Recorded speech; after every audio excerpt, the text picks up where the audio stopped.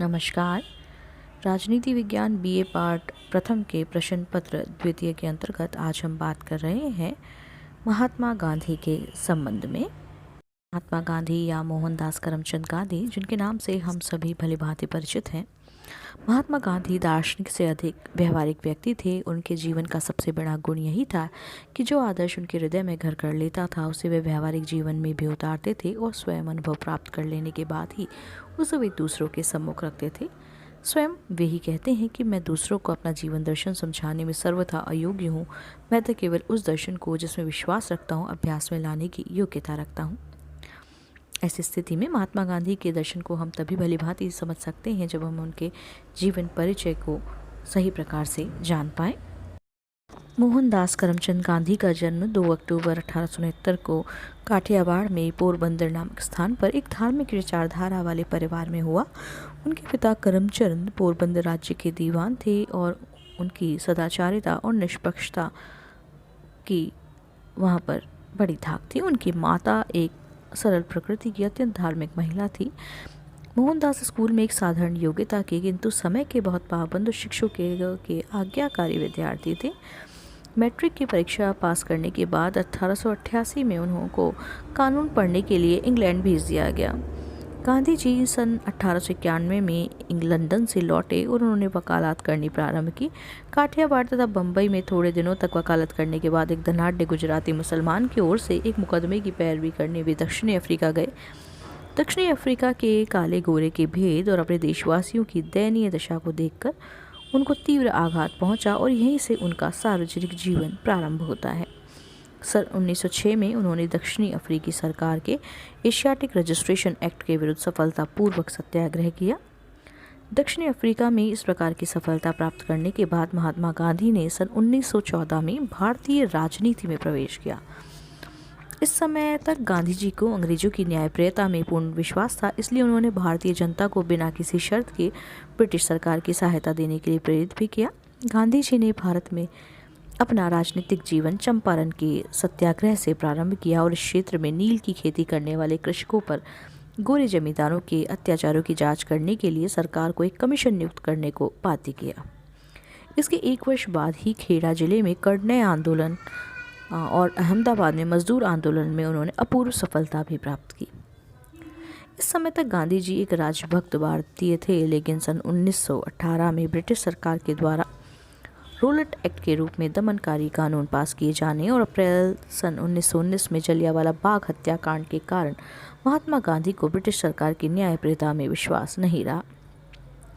इसी समय खिलाफत के प्रश्न पर भारत का मुसलमान वर्ग भी ब्रिटिश सरकार के विरुद्ध था, अतः हिंदी मुस्लिम एकता में विश्वास रखने वाले महात्मा जी ने इसे ब्रिटिश शासन के विरुद्ध आंदोलन प्रारंभ करने का उपयुक्त अवसर भी समझा और उन्होंने खिलाफत के प्रश्न को असहयोग आंदोलन के साथ मिलाकर ब्रिटिश शासन के विरुद्ध आंदोलन प्रारंभ कर दिया। असहयोग आंदोलन ने भारतीय जनता को जागृत करने की दिशा में अभूतपूर्व कार्य किया और ऐसा प्रतीत होने लगा कि महात्मा गांधी की एक वर्ष में स्वराज की कल्पना चरितार्थ होने वाली है। लेकिन आंदोलन के प्रसार के साथ साथ ही आंदोलन हिंसक रूप धारण करने लगा। अतः 4 फरवरी 1922 के चौरी चौरा कांड से दुखी होकर महात्मा गांधी ने इस आंदोलन को, जबकि वह चरमोत्कर्ष पर था, स्थगित किया। 4 मार्च 1922 को गांधी जी को गिरफ्तार कर उन्हें राजद्रोह के अपराध में 7 वर्ष की सजा दी गई, परंतु जेल में उनका स्वास्थ्य खराब हो जाने के कारण उन्हें 5 फरवरी 1924 को जेल से मुक्त कर दिया गया। यद्यपि इस आंदोलन के आधार पर स्वराज प्राप्त नहीं किया जा सका, परंतु इसने भारतीय राष्ट्रीयता में एक नवीन जीवन का संचार किया। असहयोग आंदोलन स्थगित हो जाने के साथ ही हिंदू मुस्लिम दंगे फिर प्रारंभ हुए। गांधी जी को इन दंगों से दुख पहुंचा और सन 1924 में जेल से छूटने पर उन्होंने हिंदू मुस्लिम एकता के लिए 21 दिन का अनशन किया। इसी वर्ष वे कांग्रेस के अध्यक्ष भी चुने गए। सन 1930 में गांधी जी ने ब्रिटिश शासन के विरुद्ध सविनय अवज्ञा आंदोलन का संचालन किया और सन 1942 में उन्होंने अपने जीवन के अंतिम अहिंसक संघर्ष भारत छोड़ो आंदोलन का संदेश और करो या मरो का नारा दिया। सन 1931 में गांधी इरविन समझौते के आधार पर सविनय अवज्ञा आंदोलन को स्थगित कर उन्होंने द्वितीय गोलमेज सम्मेलन में भाग भी लिया। गांधी जी का यह कार्य रचनात्मक राजनीति की दिशा में एक प्रयास था, लेकिन लीग के प्रतिनिधि और ब्रिटिश नौकरशाही के अपवित्र गठबंधन के कारण गांधी जी को इस कार्य में सफलता नहीं मिली। मई 1944 में जेल से रिहा होने के बाद गांधी जी ने हिंदू मुस्लिम समस्या के हल के लिए प्रत्येक संभव चेष्टा की। तो मिस्टर जिन्ना पाकिस्तान के निर्माण की मांग पर अड़े रहे।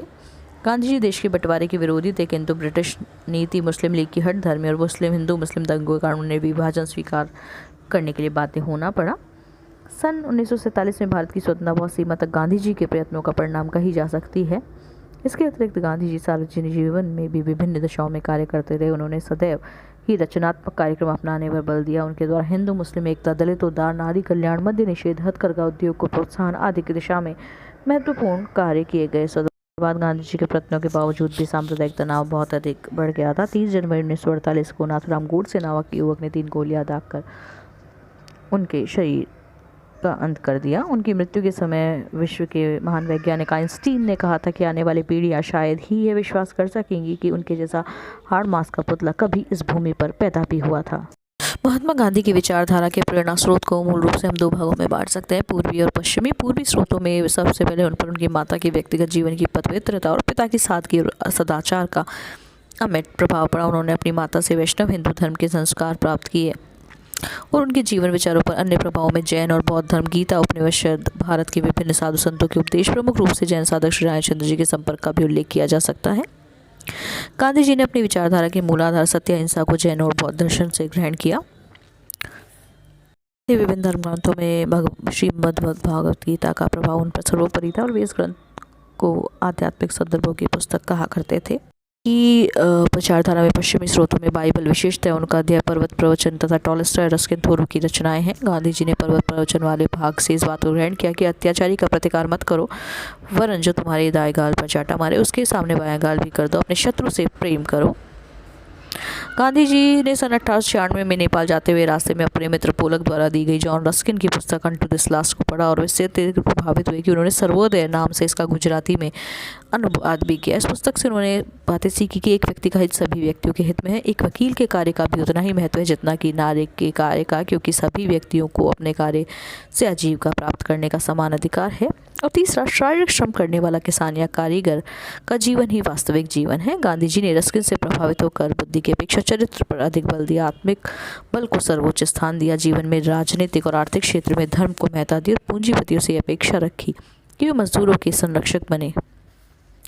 गांधी जी पर अमेरिकन अराजकतावादी लेखक हेनरी डेविड थोरो का भी प्रभाव पड़ा। थोरो का सिद्धांत की भलाई को बढ़ाने वाले सभी लोगों तथा संस्थाओं के साथ सहयोग और बुराई को प्रोत्साहित करने वालों के साथ असहयोग किया जाना चाहिए। थोरो मनुष्य की स्वाभाविक भलाई और राज्यहीन समाज के आदर्श में विश्वास रखते थे। दास प्रथा के प्रश्न पर उन्होंने अमेरिकन समाज सरकार के साथ निष्क्रिय प्रतिकार के मत का समर्थन किया था।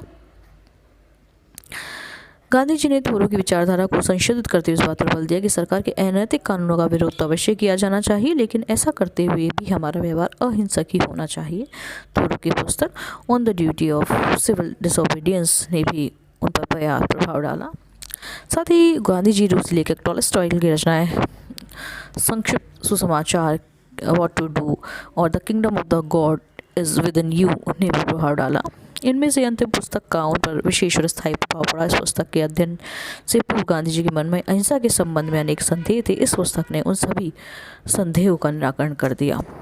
इसके साथ ही गांधी जी पर कार्यल की वीर पूजा और हजरत मोहम्मद और उनके उत्तराधिकारियों के जीवन चरित्र का भी प्रभाव पड़ा।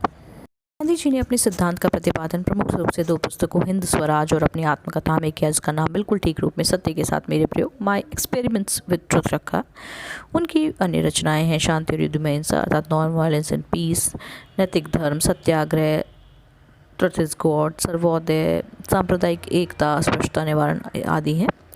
इसके अतिरिक्त भी गांधी जी ने दक्षिणी अफ्रीका में इंडियन ओपिनियन नामक साप्ताहिक पत्रिका, भारत में यंग इंडिया, हरिजन, नवजीवन, हरिजन सेवक, हरिजन बंधु आदि पत्रों का संपादन करते हुए अपने विचारों का प्रतिपादन भी किया।